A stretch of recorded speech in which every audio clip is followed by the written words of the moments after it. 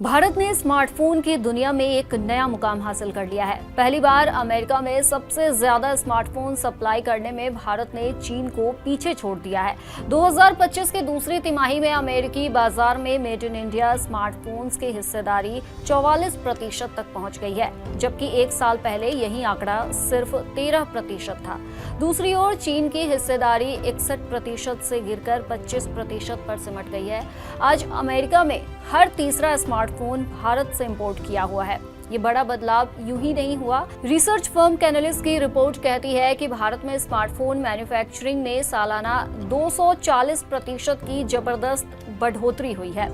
इसके पीछे सबसे बड़ा हाथ है एप्पल का।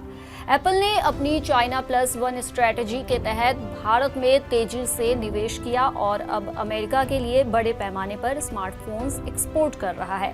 आईफोन 16 प्रो मॉडल्स की असेंबलिंग भारत में शुरू हो चुकी है। हालांकि प्रो मॉडल की सप्लाई का बड़ा हिस्सा अभी भी चीन से आता है। फिर भी अमेरिका के लिए स्मार्टफोन मैन्युफैक्चरिंग का मजबूत विकल्प अब भारत बन चुका है।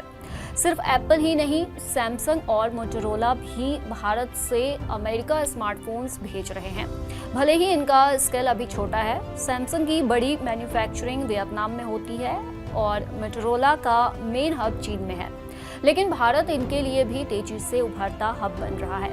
अमेरिकी बाजार में 2025 की दूसरी तिमाही में टोटल स्मार्टफोन शिपमेंट में 1% की ग्रोथ दर्ज की गई। कंपनियों ने पहले ही चीन के साथ टैरिफ और व्यापार में अनिश्चित हालातों को देखते हुए स्टॉक तैयार करना शुरू कर दिया था। एप्पल ने पहली तिमाही के आखिर में स्टॉक तेजी से बढ़ाया और दूसरी तिमाही में उसे बनाए रखा। सैमसंग ने भी गैलेक्सी ए सीरीज की मदद से 38% सालाना शिपमेंट ग्रोथ दर्ज की। यह रिपोर्ट साफ इशारा कर रही है भारत अब सिर्फ दुनिया का बड़ा स्मार्टफोन बाजार नहीं, बल्कि एक मजबूत ग्लोबल मैन्युफैक्चरिंग हब भी बन चुका है।